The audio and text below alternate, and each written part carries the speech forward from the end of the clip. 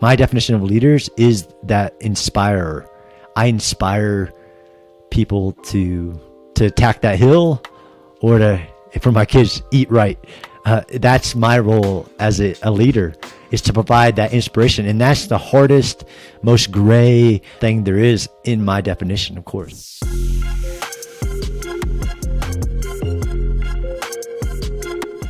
Welcome to another episode of Everyday Leadership, and today I have the absolute pleasure of talking to a retired Army major who served for, I think it was over like 25 plus years, and is seen as one of the leading experts in urban warfare. He's an author. He's written a really good book called A Connected Soldier's Life, Leadership and Social Connections in Modern Warfare. And he's someone that I'm sure you'll have seen in your news channels, because he is in everything when it comes to like CNN, BBC, Fox News. He's on media, New York Times, USA, just to name a few. So he is someone who's well sought after, and we have the pleasure of just learning some of that insight and having that conversation for the next hour. How are you doing? Well, thanks, Sophie. It's great to be here with you, and big fan of your show and learning every day. Thank you very much. And I'm always like, how did your path to the military actually come about? I'm curious. Yeah, so that's a good. I mean, it's pretty much the stereotypical, young man in high school, from a low income family. Really, there wasn't a future for me after high school. It was either go to work in the town. And I looked to the Army for all those bumper stickers of adventure. You see the world, get paid for college. So at the age of 16, actually, I signed a contract, and then after I graduated at 17, went to the Army and just led an amazing career of seeing the world, meeting people and leading people. And now I'm keeping that going, and I still have a dream job.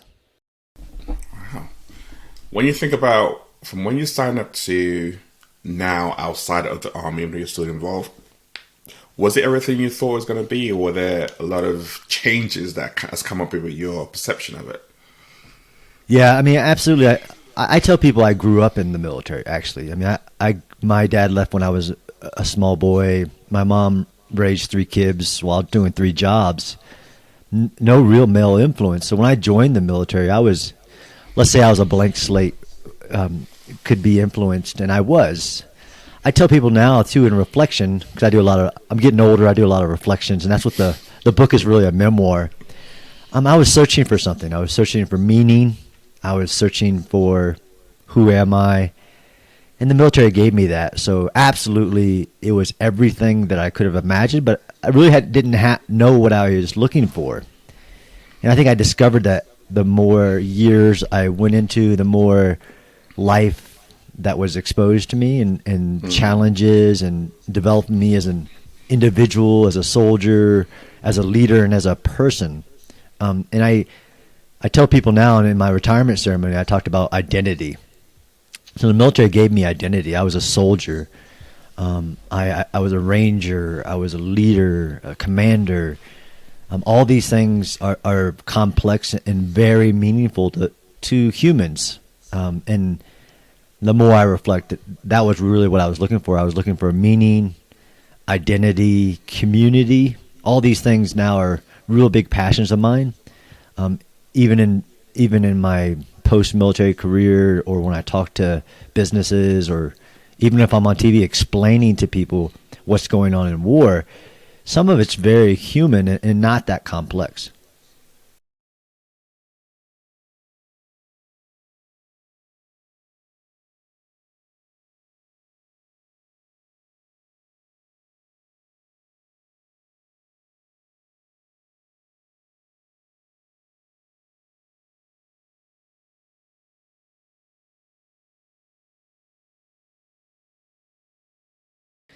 Sure. So it's still a part of me, and you're right. A lot of people struggle deeply with leaving the military, or especially if they've had combat experiences, because they've had that heightened, pure level of community, brotherhood, tribe, meaning, all these things that, I think go back to day one that I joined the military, searching for meaning and purpose and all these things. So I have a dream job. So I when I retired, I was teaching at West Point, our United States Military Academy. I'd helped stand up a research center. I had found a passion for writing. And that was like gifts that were all given to me really at the end, like the last 4 or 5 years of my military career. And then as I was retiring, I was doing so well at it, they offered me a job to keep researching war and writing about it. So now I get paid to research war and travel the world understanding what we say, the kind of character of war. But really, to answer your question, Sophie, my life changed when I had kids, because my identity became a father. And I'm in a dual military. I was dual military, so my wife was serving at the same time.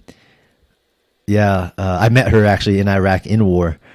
But once I had kids, my identity, my primary identity, so you can have multiple identities, but my sole purpose, primary purpose, was being a father. So that really helped me. And I tell people, some people don't have that much of an awakening when they have kids, and that's fine because we're complex human beings. But I attribute it to me growing up without a father. I'm very adamant that that's my role in life. I can do many things, but having kids was really that moment. And then we made a decision that we couldn't both be in the military and lead or parent the way we wanted to. So I retired, but then was able to keep doing the things I love, which is, understanding military, understanding leadership, and all these things that had been what led to my success in life. Mm-hmm. Even that decision that you just made, I'm going to ask the question because I'm curious. You retired.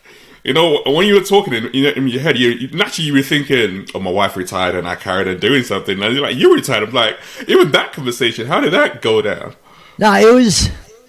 So I started off as a private in the military, just as a regular soldier, and I went to sergeant, and then I transferred to become an officer. So that's how I did 25 years. At that moment in our life, we made a strong decision where my wife was advancing rapidly as an officer, and I was, we have this magic number in our head, 20 years in the military, because then you get this retirement. It's changed a little bit. But when we met, I talk about this in my book because when we met, we knew that at one point when I hit the 20-year mark, her career would become the priority. And she made a bunch of sacrifices for my career, those last 10 years in the military. But that's not to say it wasn't a huge decision, even for me as a person. Like, my identity was a soldier, to make that decision. But it really comes down to priorities. I hit my 20-year mark, and it actually kept going 5 years. You're like, "Hey, didn't you say you were going to get out at 20?" So that was a real conversation. Actually, in these 3 years, my wife got cancer, and had to go through a dual mastectomy, and it was a real. This is what life does to you. It makes you, at times, and it's happened a couple times in my career, understand what matters most to you. Right? If you're always on the train and always trying to achieve, like what really matters to you. And that moment, which was around my 23-year mark, my wife got cancer. Like, hey, look, your career isn't as important as your family. So it was a combination of things. But it was, I think you caught on that. It was a hard decision for me. But yes, my wife is our Wonder Woman. She is advancing much farther than I ever did, and we fully support her. And actually, when I got out, I didn't know either. So she went through cancer, kicked cancer's butt, and then made it back to work. Because usually the Army wanted to, like, hey, you need to deal with this. You need to get out of the Army. And it was, again, goes back to her identity was being in the Army. And she made it work, kicked cancer's butt, and then went off to war. Well, that was right at the month that I retired. So as soon as I retired, I became the stay-at-home dad with 3 small kids while she went off to war. And I talk about that in my book. You talk about life changes. So that was a huge moment for me. I want to ask you to lean double click on that one a bit, but I'm curious because earlier on you talked about how you didn't have a father. Now you've got kids you're raising. Where was your example for fatherhood? Was that from the military? And raising kids now, how have they changed? I know you talk about they changed you, but how have they changed your mindset mentality from being a soldier and being a father? Because they're 2 different things. Absolutely. Oh, I'd love to write a book about that. So yes, like I said, there were men teaching me how to shave in basic training. I learned how to eat right, earn respect, coming up as a soldier. So clearly, some of my approaches to fatherhood are deeply wedded in the values that I learned in the military. And same thing with my wife. So my kids are kind of doomed to, but we don't. One thing I learned, which was hugely different from being a soldier, some people think about being in the military is just telling people what to do. Like you just give out orders and people follow it. And that's pretty far from the truth. That's not how leadership works in the military. It's you gain respect, you inspire people to follow you. So many of these values, yes, absolutely, I learned in the military. I apply to parenting and fatherhood. Me and my wife are very adamant about values of like raising good people, about healthy, good people, and all those values. They go back to your values, even for us, family values, but that are clearly seen in militaries as loyalty is important, right and wrong, human values, all these things that we hope translate to kids. But like I said, when she went off to war, I got that rude awakening of like, you're not going to tell them what to do. That's not how parenting works, right? And I would rather lead a combat mission against an enemy city than dealing with a 4-year-old who's got attitude, because you're not gonna. That's just not how parenting works either. So yeah, the strongly wedded in military values, but many of those values, and that's why I think people look to military personnel about leadership. But it's values based leadership, and as a father, I'm the leader of my family with my wife. We're a team. Yeah. Speaking about your being a team and your amazing wife going off to war, did you, because normally you hear some of the stereotypes about when men go off to war and how women tend to feel about that. What was it like for you with her going off and you retiring? Yeah, it was really tough. And people really appreciate that part of my book, because I try to be as real as possible, journaling about how hard it was for me as a person. With your significant other person being gone for 9 months and all the, in the military we call it burden of command, but as a parent, and a lot of people single parent, but to transition immediately to, there used to be 2 people doing this, now there's 1, and all the emotional problems that you're, as the person that's gone off to war, dealing with that. And I struggled with what does it mean to be strong. You're basically in the military, you are exposed to like stoic values, right? You internalize, you compartmentalize, you be strong. It's part of, especially I was an infantryman, what is strong? And I'm now, out of the military, single, basically parenting by myself, and it's really hard. So, but then my kids are struggling, and there's one moment where my son, who at the time was 9 years old, he's like, I really breaking down. And the only thing I could really say was, be strong. But it isn't that these things are gender based, right? So my wife went off to war. I'm the stay home parent. This is a mission, right? This is a role that I'm going to play. It's interesting that in the book it also talks about these connections, right? So unlike war ever in history, soldiers can stay connected to their families daily. So my kids could talk to their mom on FaceTime every night. So what that caused was, it wasn't like I could just, okay, I got the helm. I'm now in charge. You're going to listen to dad. No, every night they're going to talk to mom and tell on you what you just did today. Like, he yelled at us. He's making us do this. So now the complexity of your decisions or whatever, it really tests that teamwork, right? So there has to be empathy, understanding. But I'm also, a career soldier, so I'm trying to protect her from home, like the craziness of home, and she wanted none of that.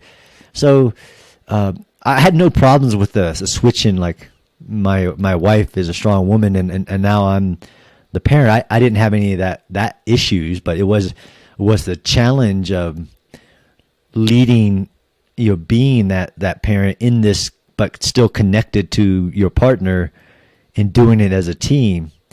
It's not just that it became dad's way. That part you mentioned around you're trying to protect her, it's a really important one, isn't it? Because I guess when you're in war, you want to just focus on the mission ahead, not thinking about home. You need to be concentrated. If not, you can get killed. It's important. Yeah, and I think that was one of the biggest moments. So in 2008, I was in Baghdad, and at that time, the connections were everywhere. But I would have soldiers with massive problems coming from home that were impacting their ability to do their job. There's one in the book where a soldier, his pregnant girlfriend is overdosing on drugs back home, and it just crushes him, and he can't function. Like, he can't go out on the mission. And that's the world we live in. And it's just what it is, the new world. And when the world changed, so does the military. But that instant connection means that everybody's dealing with a foot in both worlds. So I was trying to shed my wife from that world, the home world, and she wanted none of that. So I supported her, but you could clearly tell that it was impacting both sides. Are you an advocate for technology then at home when you think about it? Because if you're getting that connection straight and that information is coming through which can impact your performance, isn't there some sense that says, well, we need to have that separation? Yeah, so that's a great question. It is a double-edged sword. Of course, it has huge benefits. When I met my wife, we were going on 15-month deployments, and I can't imagine having been a parent and say, I'll see you in a year and a half, because the world changes, kids change, everything. So these connections are, of course, great, because soldiers are complex human beings. They need their loved ones, they need their families, the things that are important to them, and they struggle with that. So what I try to explore in the book is about, there are times that matter most. Like, you're not going to cut off. And I'm not the old guy saying, these kids and their technology, they just need to turn it off, right? Stay off your phones. Because I was doing it. I was emailing, texting, all that in war. But as I try to pick apart just the human experience, there are times that are more important, as in like actual like time together as a group deployed together, like your family at war. So soldiers need each other to survive war.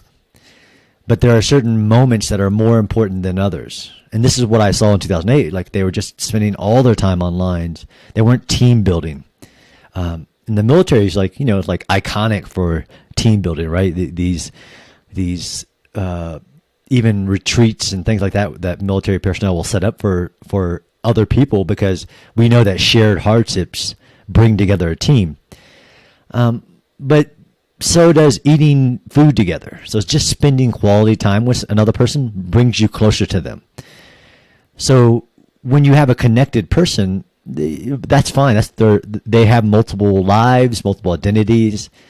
But as a leader of a group, like whether it's a sports team or a military unit deployed to the war, there are some times like, look, at this moment we need to be together. So in the military, we know that like doing exercise together bonds you.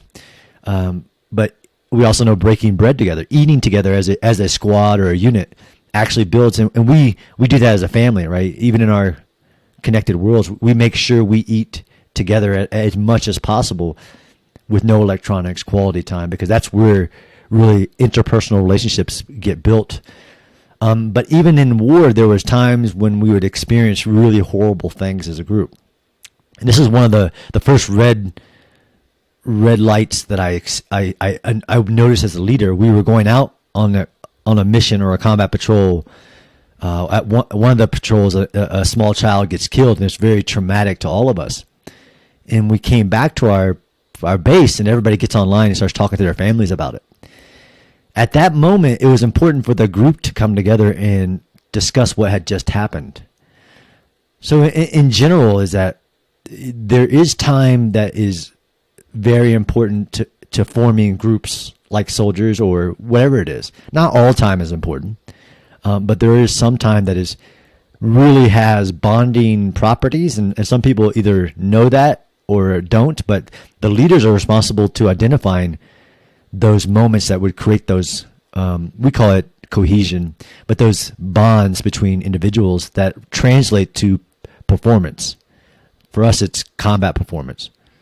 How do you keep on growing as a leader? Because you mentioned back between when you started to probably when you were like 2003 to when like you came back again and you saw that shift happening, you can easily lean to, no, this is the military, this is what we do, I'm not going to change my leadership style, and you can push into that, or you can take a step back and reflect and be like, okay, I need to adapt to the new way of leading the troops I currently have. So how do you do that?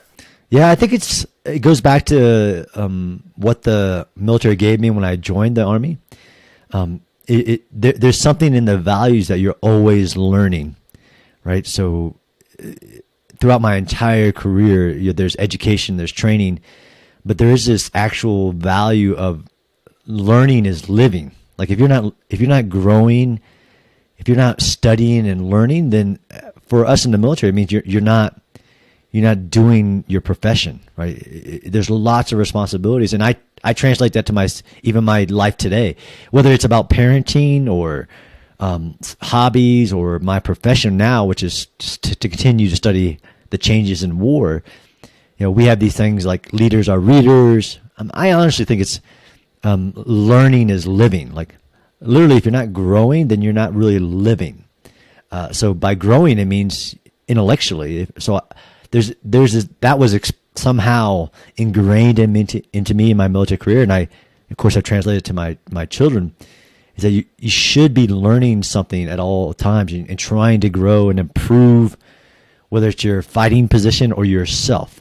So that's, I think, where that translated and why that reflective you kind of attributes.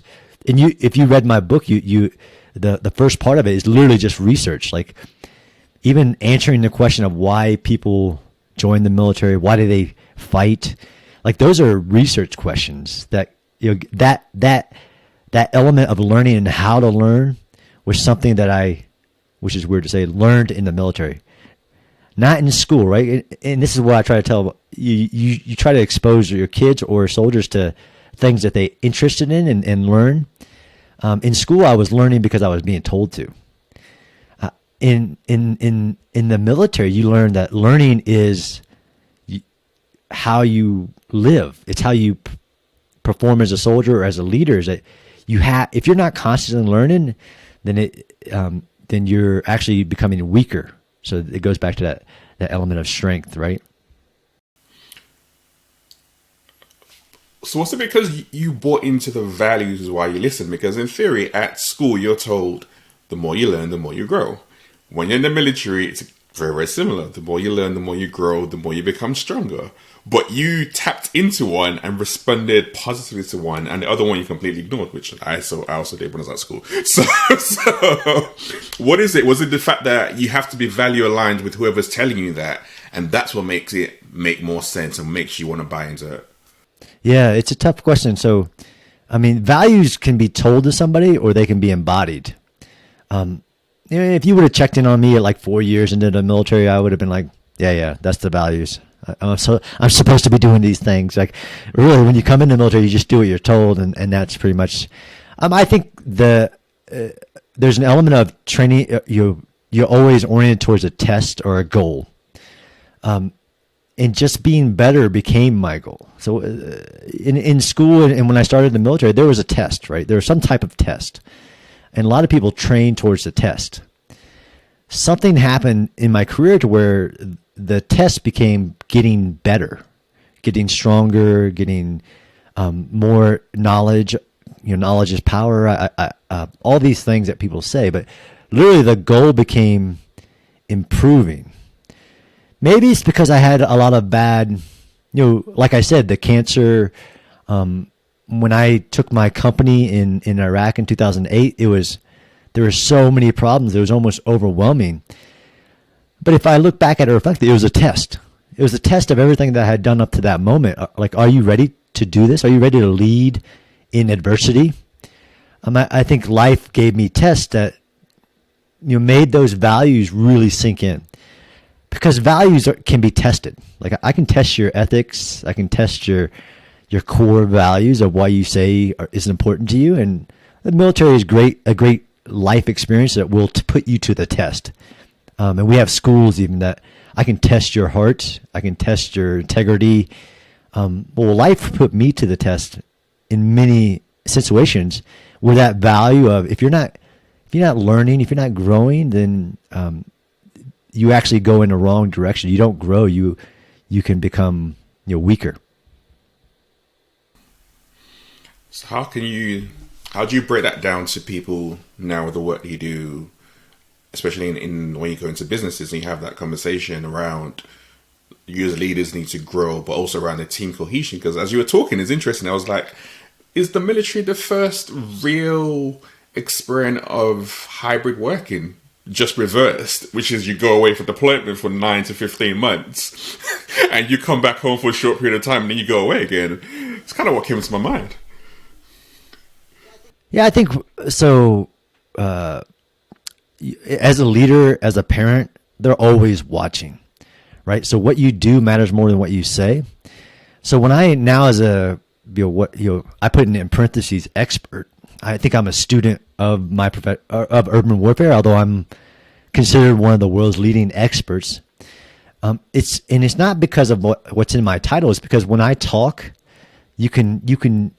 Most people understand that I've looked at this, I've researched, I've studied, and I can communicate ideas.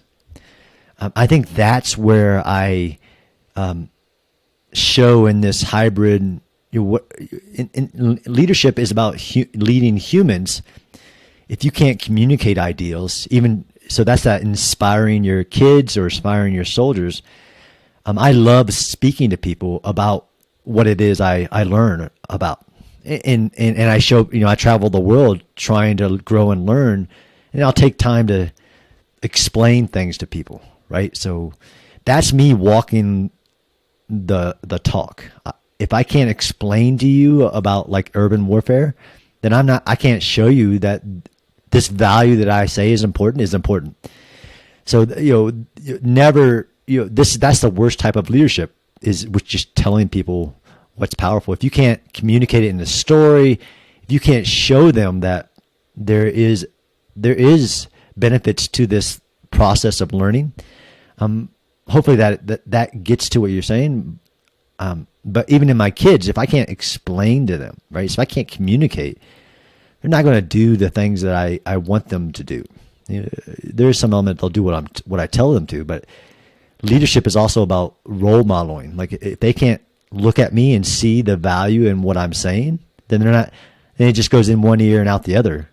So I think that's where I if I can't demonstrate how I can put these things that I learned to value and in like a 30-minute presentation, impress, show the value. And I actually think it's pretty funny because in some circles, my titles don't mean anything. Whether I'm talking to literally a room full of generals at this moment, and I'm retired major, guy who spent some time in the Army. You talk to a general, there's some ego there, but I can usually in a matter of minutes demonstrate expertise in the field that I'm talking about, whether it's team building, like we've touched on a little bit. So demonstrate that I've kind of looked at cohesion and team building at a very, very foundational element, which is sometimes people need to go back to, like foundational elements of leading, team building, but especially in urban warfare, I can usually convince a room very rapidly that I have some knowledge in what I'm talking about. Do you, with the background that you have, when you're in those rooms and environments, or you get called in to speak around different wars happening, do you ever feel nervous? No, I mean, and I think that's the power, right? So that's the power of knowledge. I mean, I have some bit of, people have told me, like, I'm humble. I know that I'm a student of this. But yeah, when I went on CNN for the first time, people asked me, was I nervous to be on an international stage, and not giving questions and just being, okay, go. I don't, because I have confidence in knowing when to say I know something about whatever it is that's being asked, or I don't. So that's, I mean, it seems like a bumper sticker, and I actually like the bumper sticker. And knowledge is power. It's very powerful, right? It's very, it sets you at ease if you know that whatever the topic is that you're going to be asked, and this is whatever profession that this is learning, right? That gives leaders confidence, right? So I've discovered even in giving people control is a huge part of leading, especially in war, but in life. It's really when people feel like they don't have control, like you said, when they get nervous, when they get scared, it's because they feel unprepared. They have this sense of a loss of control. And you can break that down to war or life, whether it's responding to COVID, whether you name it. It's when people feel like they don't have control or have a path forward. So when you give people information, it's you're empowering other people, which is so cool. So when I get interviewed about war, I actually enjoy it. Maybe it's self-actualization, but literally somebody values me to where they're asking me a question about something I've looked at for years and years and years, and they immediately I had the ability to communicate to them something that they thought was complex when it's really simple. That, knowledge is power. Well, you just mentioned self-actualization, which is effectively like, I'm gonna call it the holy grail of self-awareness. It's probably the best way to kind of put it without breaking down the 5 different rungs of adult development theory. But even with that, and you mentioned that alongside recognizing that you have control. When you think about the military and the army and control, it's like, well, do you have any control? How did you develop that self-actualization, that self-awareness? And was it at a time when you already had the title, or was it while you were still, before you had the title, shall I say? So it was very iterative, right? So it was growth. So I think self-actualization is that feeling of you're doing what you were meant to do. And as I was growing in the military, there's always a sense of you need to know more and be better prepared. That's kind of the path of the military. If you're not at war, you're preparing for war. And you get taught things that are meant to give you control. Like, actually do these things if you're faced with this situation, and you will lead to success. And that's kind of our doctrine and the things that we have learned. We have the military in and of itself is a culture of passing lessons learned on to younger generations. So every bit of information I was receiving was an attempt to give me control over chaos, because war is chaos and life is chaos. But I think that, every bit of information, of course, helped me. And sometimes you face a situation like, I got this. I've been taught. I've trained it. I experienced it. I'm prepared. And that's that powerful feeling. It's when you face something that is just complete unawareness, no information on, that leads to those elements of fear, and actually becomes physiological. Like when you get nervous, right, your body starts to release chemicals. So to say that I I had it a couple moments, but I didn't have it at other times, which I think if they're not, this part of giving you control also gives you resilience, what we call resilience, the ability to take a hit and to keep on driving, right? Because you're never going to be prepared for everything. It's just impossible, right? In life, in war, war is a heightened state of life, really. I mean, it's a really human experience of the worst of life and the best of life, right? The community, the tribe. As I grew, each title is a title, but the titles also represent how much you have learned, right? That's why we grow in our military. It's you should have learned. And it doesn't actually work for everybody. So no, it's a really hard question, right? So I learned some of the things that make me feel so like I have this self-actualization was stuff I learned at the very end, right? Like about the passion I have for writing, because I think writing is actually thinking on paper. I wasn't given that until way later in my career. And even this public speaking thing that I do now, there's a difference between public speaking in the military and like, hey, put yourself on an international stage and say you know something about a topic.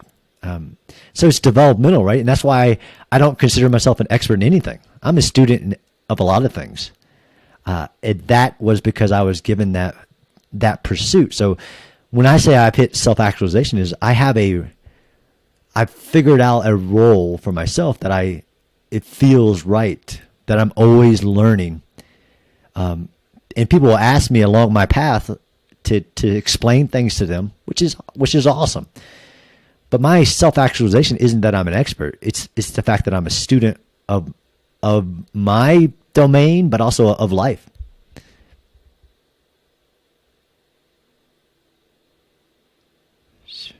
Man, it was not fun, to be honest. I learned to write articles, right? So I started writing 800 words.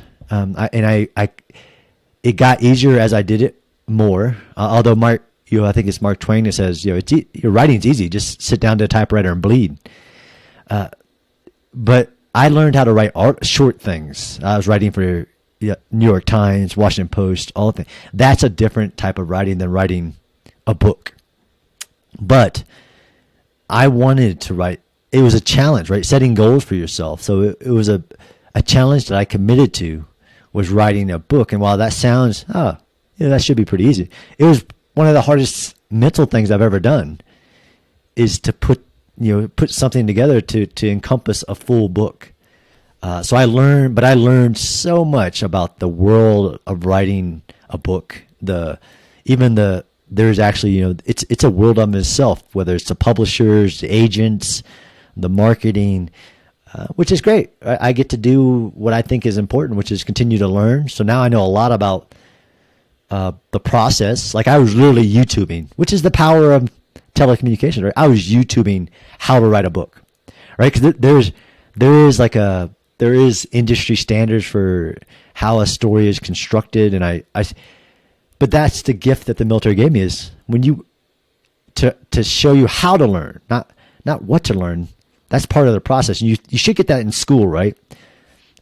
In some ways that's continuing to be developed too. But I literally was Googling how to write a book, even though I had published in almost every newspaper in the world, in the United States at least. But nobody taught me how to write a book. Oh, that's still impressive though, being able to go through that and birth this into the world. It's anytime I sit down to write, it is tough. I mean, you got so many different thoughts going around your head. Like, does that make sense? Does that make sense? You start second guessing yourself. So that whole process, I'm always very condemned of authors. Like, wow, that's remarkable. Yeah, and it's so. I have friends. So one of my best friends is Max Brooks. So he's the son of the movie star Mel Brooks. He wrote the book called World War Z, which when I read that book, it's an amazing story, because storytelling is an art in itself, but it's human nature too. I learned that in the military. Like if you can, I hate reading our books, our doctrine books. They read like freaking stereo instructions. you know this, but people learn in different ways. If you can tell a story, but you're actually teaching people things, whether it's Star Wars or, books about zombies, which if you know Max Brooks' book about zombies, it's not about zombies. It's actually about human nature. But yeah, it's about how humans respond to things like pandemics and other things. So I've now fallen in love too with that ability to tell stories. And Max is a good friend of mine, and I respect him so much because he can tell a story. But storytelling is also part of leadership, right? Oral and written communication. If you can tell it in a story, you're going to. I mean, that's human history, right? Whether it's the Bible or it's Oedipus or all the Iliad, stories transcend generations. Stories are how we tell our kids what's important, right? It's how you actually can teach people things. So when you think about in fact, I would like to hear a story from you on your greatest lesson, one of your greatest lessons that also came from what can be described as a setback. Absolutely. So in 1996, as a young man of 19 years, I was probably 19. I think I was 19. A sequence of events led me to a fight in an alley where I got my ear bit off. And that's a great story in itself, that I was involved in this life or death street alley fight where I ended up losing my ear because another human bit it off. But the story is that as I was in the military, got my ear bit off, I had to go to the hospital. In the hospital, I was told that it would take this long to recover, so I was kicked out of my unit. And my unit was the Ranger Regiment, so something that was in the military world was literally my sole identity. It was like I had put my self-value being a part of that unit and that group.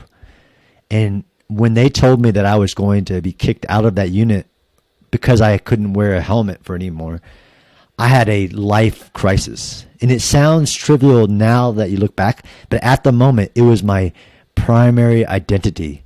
And it's a great thing, right? Esprit de corps, when people value being a part of a group, I talk about it in my book. But I had let it become my sole priority in life. So when they kicked me out of that unit, not only did I have half an ear, but I was sent into a spiral of depression. Like, who am I if I'm not a Ranger, a part of this unit? It was the best thing that could have happened to me, and it led to where I am today. Life is going to knock you down, and it's going to make you reassess what matters in life. So it didn't, being a part of that unit was great, but I was still a soldier. I was still had a great job. I still had amazing opportunities, but life gave me that check, and it made me reassess what was important to me in life.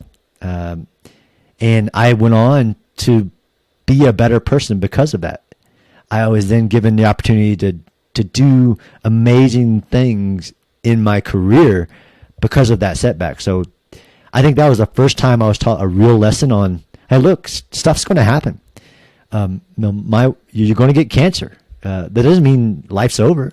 Like you knock yourself off, you get back up, and you find a new path. That's change. That's life. And you can't be so wedded in an identity that if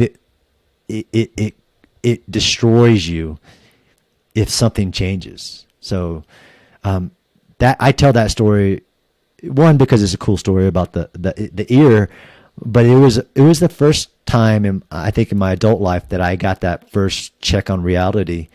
Hey, life's hard, and these are the things that we try to teach our kid. You can't be so fragile that one event is going to break you. That's not a way to lead your life. How long did it take you to go through that process of, okay, this has happened, I'm in trouble, I'm going to get kicked out, this is my identity, depression, and then come back around? It took months, to be honest. So of course, I didn't never stop, right? So sometimes we talk to our kids, and I talk to my you. Sometimes just forward movement is the path forward, right? You may not. I did not know what was next, but doesn't mean I stopped. I took the next step. I went to another unit. I continued doing my job, and there is this uncertainty, but actually moving forward was a part of the process. But it took me months, and to reestablish what my new life would be, my new identity, and all that within the military world. There were new units, new people, but it's the fact that you're quitting. So look, if I had a code for my family, there are a few things on that code that came from the military, but one of them is that quitting is not an option. Like literally, it's not an option. So when I had that moment, quitting's not an option. You got to keep moving forward. And although I was in depression, I still had to go to work. I still had to take the next step. I still had to perform in my duties. So that's another, and it transcends. And we want our kids to know it. And we try to create the moments that teach the values, right? Because again, it doesn't matter what you write down or what you say. You have to create the moment to expose the value. And quitting is never an option. And despite that life-changing moment, the value of never quitting was still in me. I didn't quit. I took the next step. But it took a couple months, to be honest. Yeah. I think it's that mantra of quitting is never an option is it's an interesting one. I've gone back and forth on so many times. And the reason why I go back and forth on it is not only don't I buy into it, and the reason why I sometimes but what does quitting actually mean? Because there are times when I can quit in a situation, but as long as I don't quit myself. And it's learning that, for me personally anyway, learning that distinction between both. Because there are certain situations where it's this is not healthy, this is not good for you, you need to leave. But then that mantra kicks in that I learned as well. But you can't quit, you have to keep on going, you have to push through. But yeah, but sometimes you walking away from something is you saying yes to yourself. And that's the difference that I've had to learn and take on as well. No, 100%. And I would agree 100%. I mean, it goes to change is good. I mean, growth, being able to prioritize what matters most. I actually signed my book now, Stay Connected to What Matters Most. Ooh, love that. Because that whole connection, whether it's your identity, right? So when I made that decision that, hey, look, the military had been my life, like my entire identity, but my priority in life is being a father. So hey, this is a lot easier of a decision once I prioritized what matters most. So I agree with you. I mean, there are times when you're going to have to not quit, but you're going to have to change direction. Yeah, pivot. That's 100% fine. And you're right. The words matter. So. But I'm a big believer in never quit, and that can just be in life. Yeah. One of the things I talked about is around the mental side of things when it comes to the military. How do you stay grounded? How do you stay connected to yourself as a husband, father, ex-military man, having served in Iraq and other different sides of things? Yeah, I think luckily it's one. I learn, I adapt, I fall down. That's just a part of my life even today. And I think that there are a lot of values in the military that transcends to that. Even finding a new career, like you said, that identity crisis that happens, especially when we leave the military. I think it's really because of my constant learning and constant research that I can help myself identify the things that I need and the things that I want. There are things that I need, and I talk about this in the book. We need family. We need community. Even if I didn't have children, needing a community, a tribe, what are these words that we use? A group of friends, human interactions, and I think that's what COVID taught me, at least, was hey, I can go into a virtual world for a little while, but as a human, we need physical connections. It literally will light up our lives. It is physiological. This is what the world should have learned from COVID, as we did go into a disconnected world. But the rise in suicides, the rise in depression, the rise in all these problems that come from that. This is what I've had the gift of, is being able to identify the things that we need and the things that are just nice to have or we want. I need family. I need to be learning about something. I need that constant feedback from life, feedback from what is the world. So I think that's helped me. We say leaders are priority. They're in the business of building teams, but they're also in the business of identifying priorities. If everything's important, then nothing's important. I've been gifted on being put in situations where, look, dude, everything isn't important. What's most important at this moment, today, this week? That's, even as a post-military career, I have to do that all the time.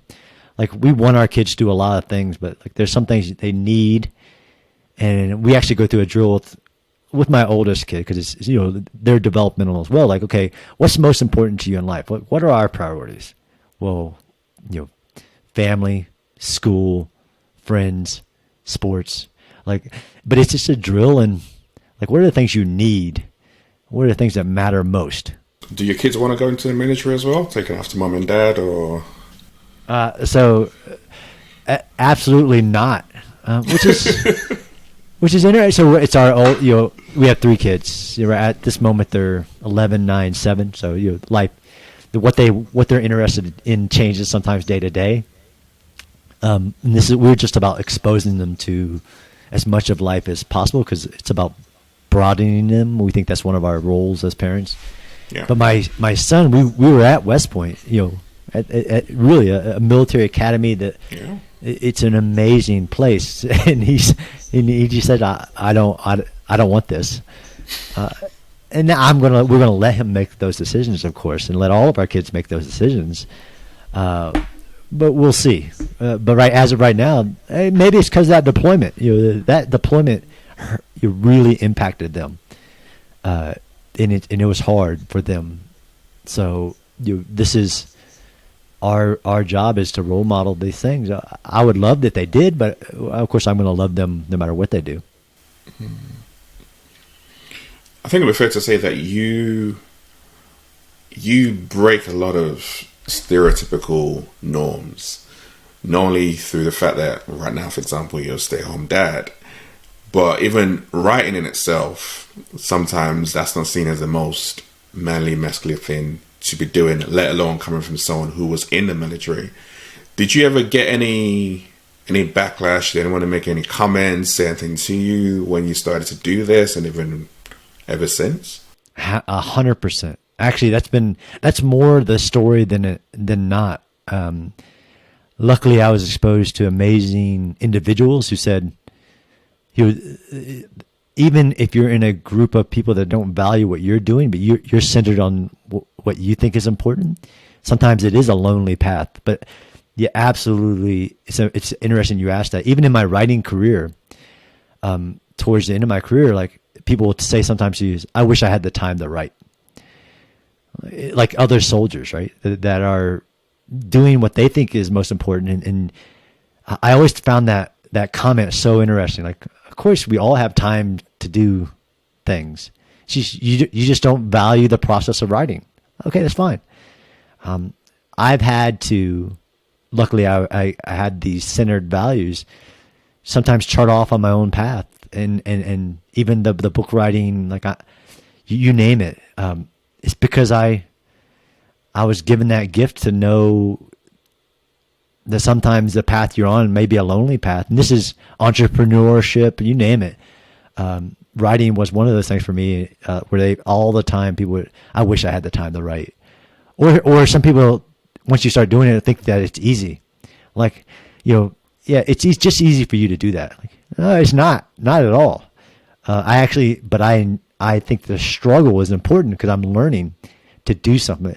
That uncomfortable feeling. Some people, even in the military, get really comfortable with easy. and that's the path they're on. But sometimes these things are, I enjoy that challenge, right? So these goals, that challenge, it all goes back to my centered value that learning is living. So if I just got comfortable, then I wouldn't, clearly I'm not, that struggle is a part of learning. It's a great question though. Great question. I mean, I haven't gotten that one in a long, yeah, I don't think maybe in an interview, but so many times to getting to where I am now, people were naysayers, negative, I mean, you name it. And I wouldn't be where I am now if I would listen to any of those voices. Yeah.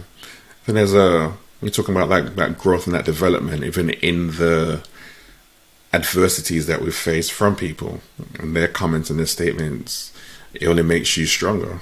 Because it's like, well, all right, cool. I'm going to do me.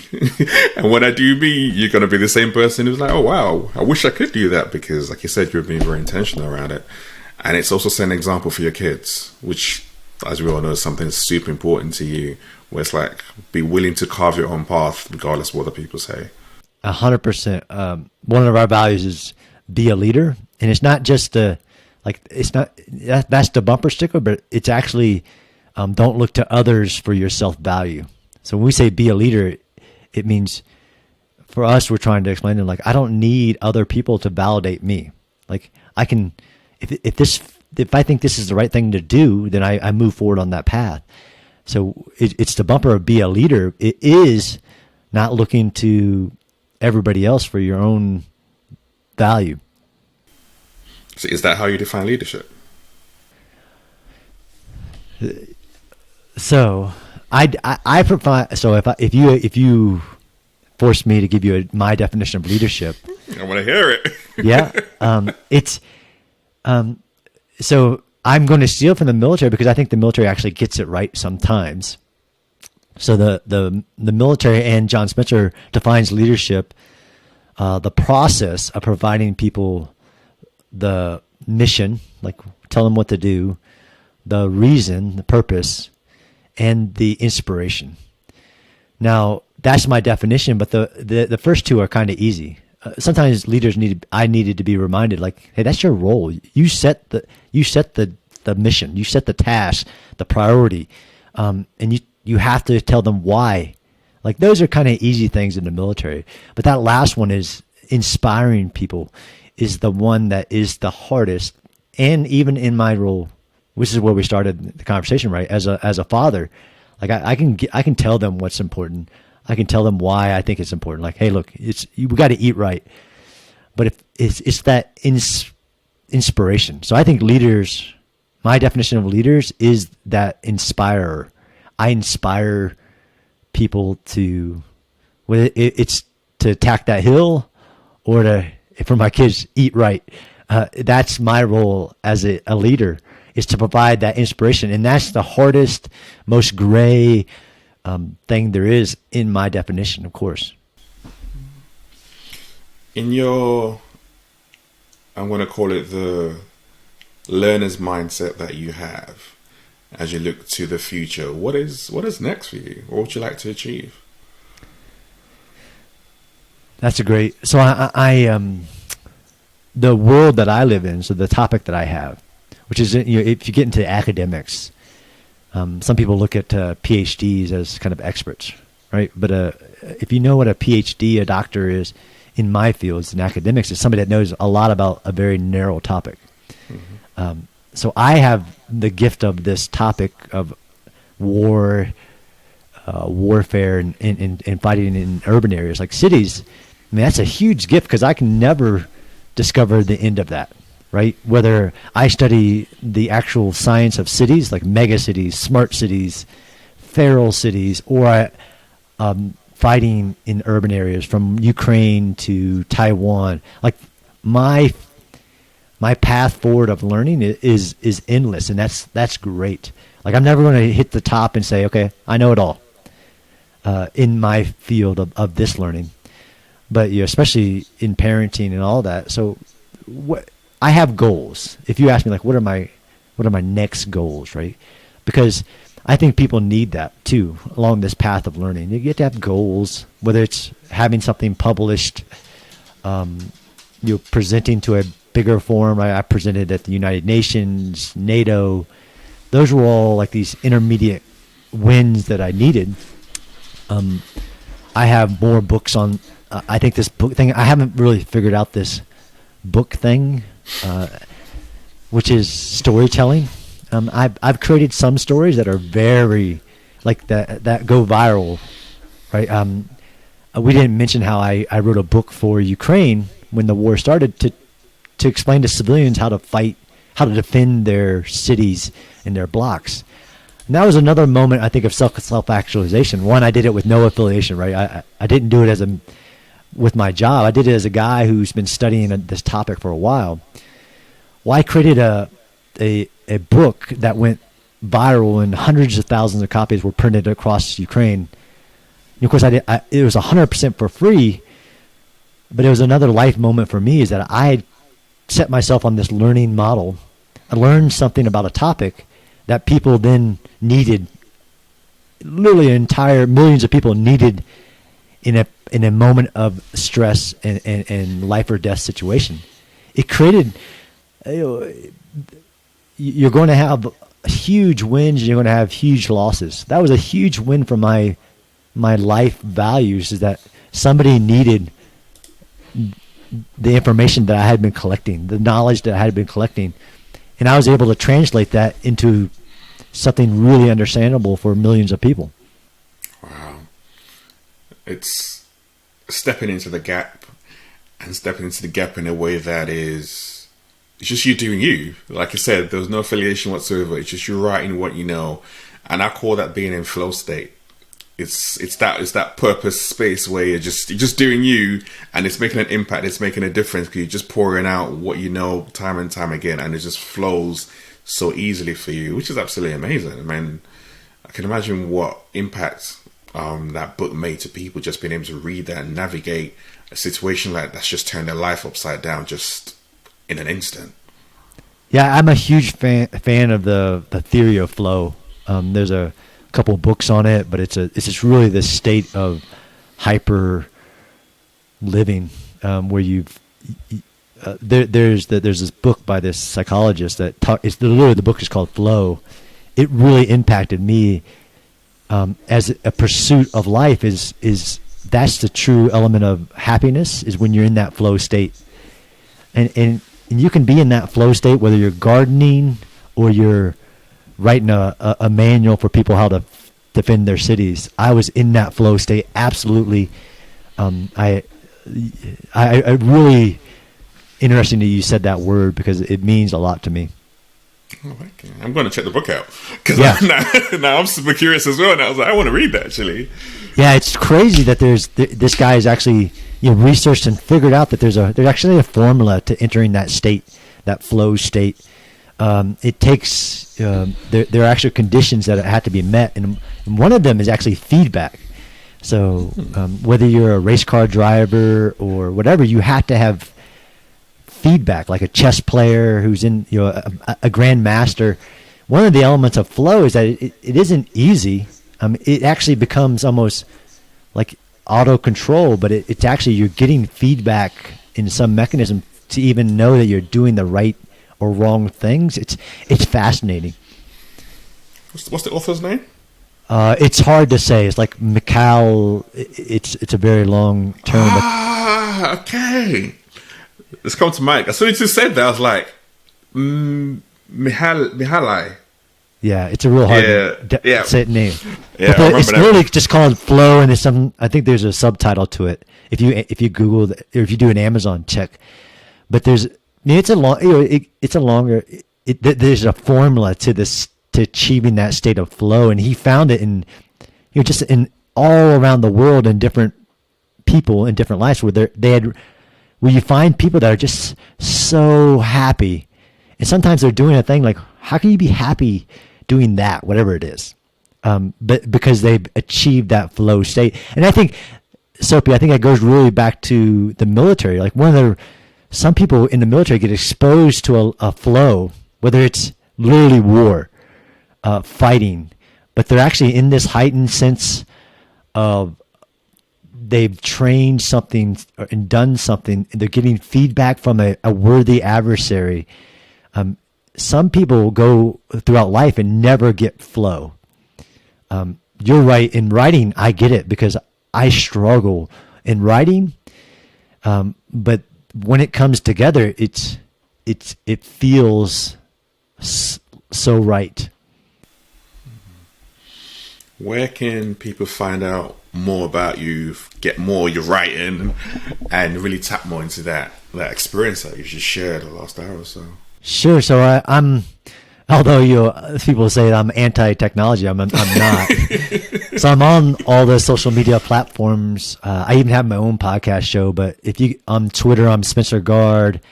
My main thing is I have johnspenceronline.com where all my writings and all my media appearances and all that stuff you can find. My books are on Amazon.com. Just Connected Soldiers.